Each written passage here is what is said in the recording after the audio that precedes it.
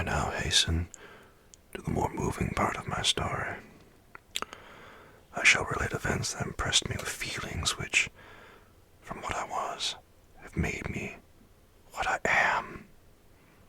Spring advanced rapidly. The weather became fine and the skies cloudless.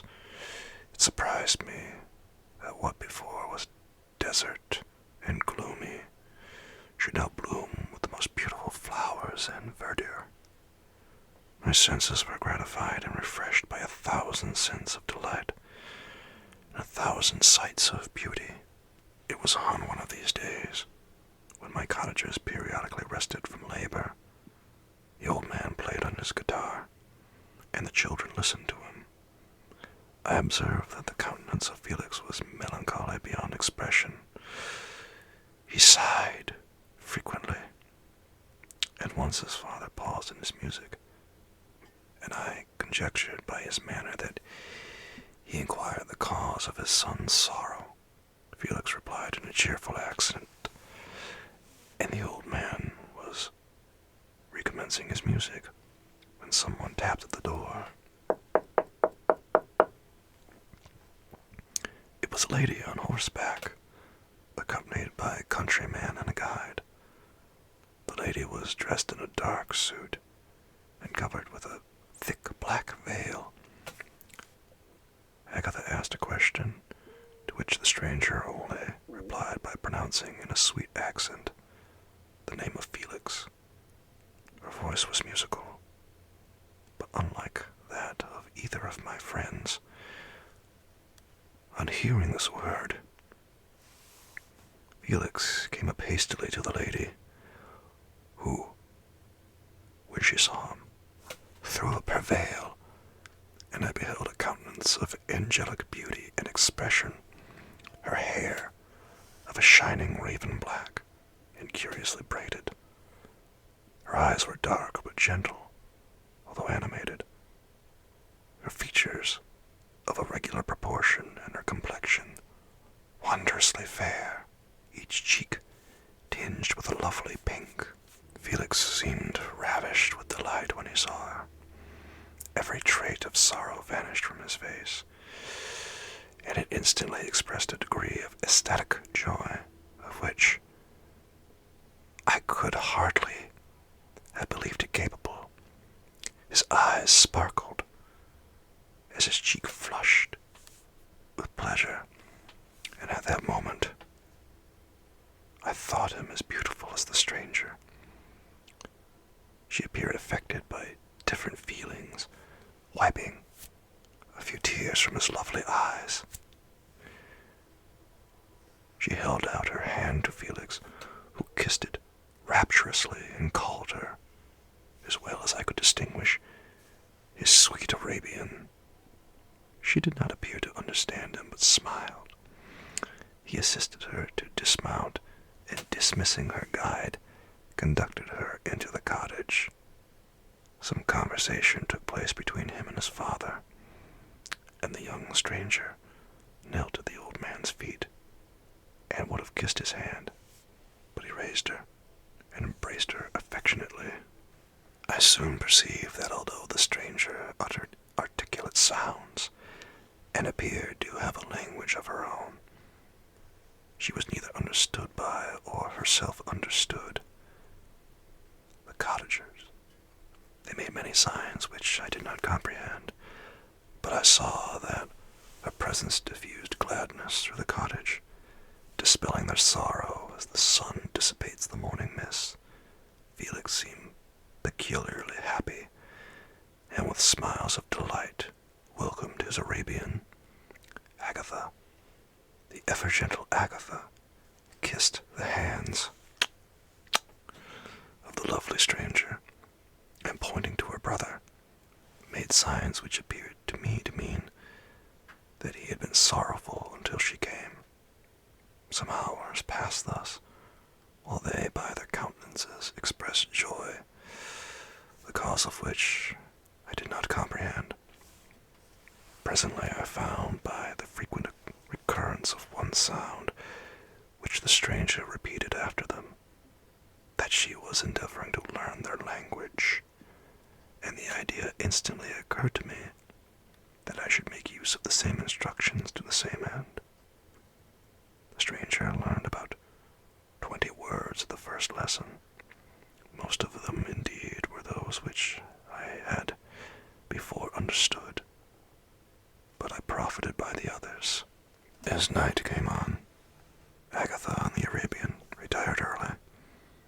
When they separated, Felix kissed the hand of the stranger and said, "Good night, sweet Sapphy."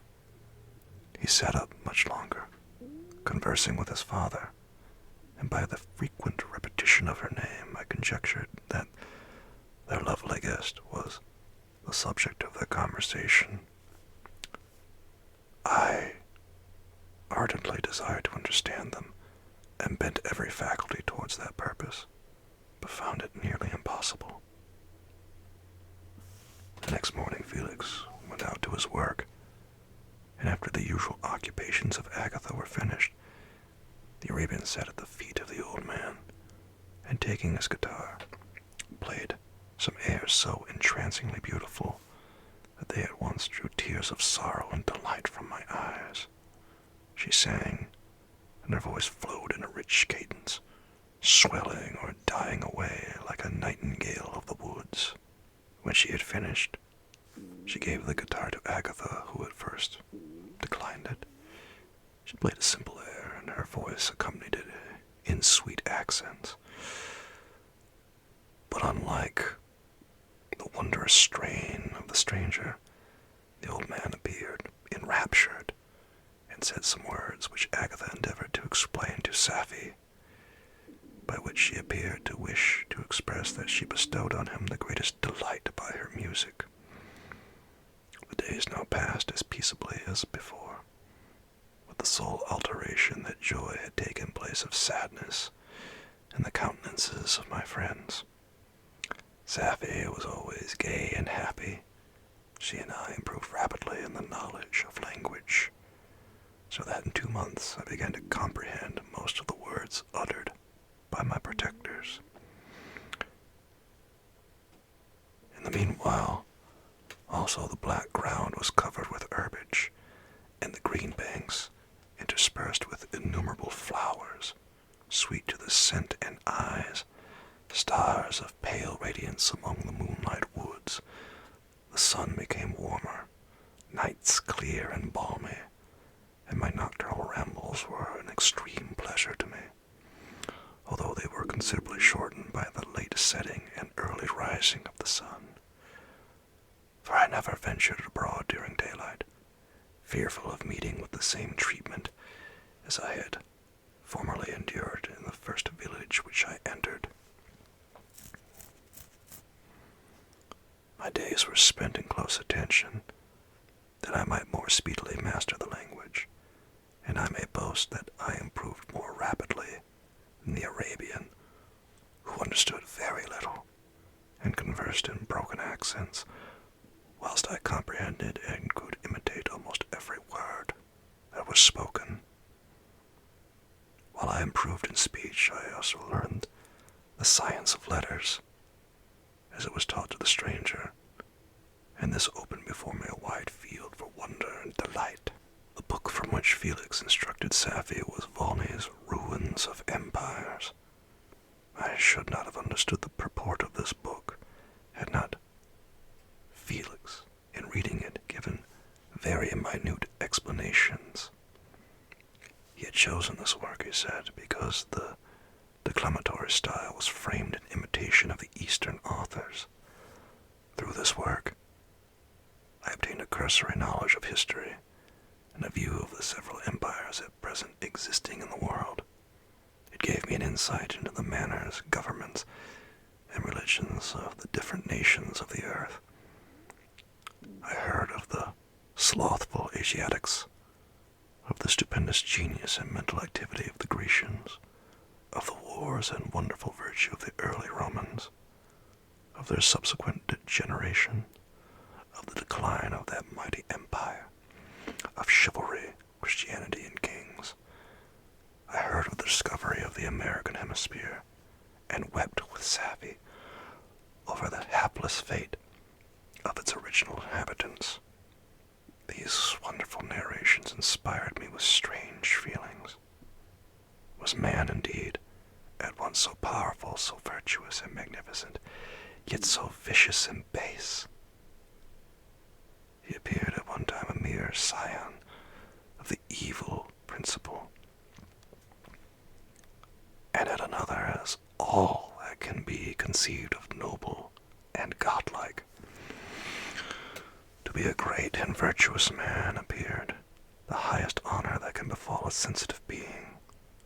To be base and vicious, as many on record have been, appeared the lowest degradation, a condition more abject than that of the blind mole or harmless worm. For a long time I could not conceive how one man could go forth to murder his fellow, or even why there were laws and governments. But when I heard details of vice and bloodshed, my wonder ceased, and I turned away with disgust and loathing. Every conversation of the cottagers now opened new wonders to me. While I listened to the instructions which Felix bestowed upon the Arabian, the strange system of human society was explained to me. I heard of the division of property, of immense wealth and squalid poverty, of rank, descent, and noble blood. The words induced me to turn towards myself. I learned that the possessions most esteemed by your fellow creatures were high and unsullied descent, united with riches. A man might be respected with only one of these acquisitions, but without either he was considered, except in very rare instances, as a vagabond and slave, doomed to waste his powers for the profit of the chosen few. And what was I? Of my creation and creator I was absolutely ignorant. But I knew that I possessed no money, no friends, no kind of property. I was, besides, endowed with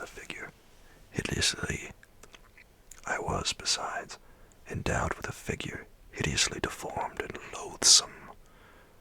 I was not even of the same nature as man. I was more agile than they, and could subsist upon coarser diet. I bore extremes of heat and cold with less injury to my frame. My stature far exceeded theirs. When I looked around, I saw and heard of none like me. Was I then a monster, a blot upon the earth, from which all men fled, and whom all men disowned? I cannot describe to you the agony that these reflections inflicted upon me. I tried to dispel them, but sorrow only increased with knowledge. Oh, that I had forever remained in my native wood, nor known nor felt beyond the sensations of hunger, thirst, and heat. Of what a strange nature is knowledge. It clings to the mind. When it has once seized on it, like a lichen on the rock, I wish sometimes to shake off all thought and feeling. But I learned that there was but one means to overcome the sensation of pain, and that was death, a state which I feared yet did not understand. I admired virtue and good feelings, and loved the gentle manners and amiable qualities of my cottagers, but I was shut out from intercourse with them, except through means which I obtained by stealth, when I was unseen and unknown, and which rather increased than satisfied the desire I had of becoming one among my fellows. The gentle words of Agatha and the animated smiles of the charming Arabian were not for me. The mild exhortations of the old man and the lively conversation of the loved Felix were not for me. Miserable, unhappy wretch! Other lessons were impressed upon me even more deeply. I heard of the difference of sexes, of the birth and growth of children, how the wails of the infant and the lively sallies of the older child. How all the life and cares of the mother were wrapped up in the precious charge of the mind of youth, expanded and gained knowledge of brother, sister, and all the various relationships which bind one human being to another in mutual bonds. But where were my friends and relations? No father had watched my infant days. No mother had blessed me with smiles and caresses. Or, if they had, all my past life was now a blot, a blind vacancy, in which I distinguished nothing. From my earliest remembrance, I had been as I then was in height and proportion. I had never yet seen a being resembling me, or who claimed any intercourse with me. What was I? The question again recurred, to be answered only with groans. I will soon explain to what these feelings tended, but allow me to return to the cottagers, whose story excited in me such various feelings of indignation, delight, and wonder, but which all terminated in additional love and reverence for my protector.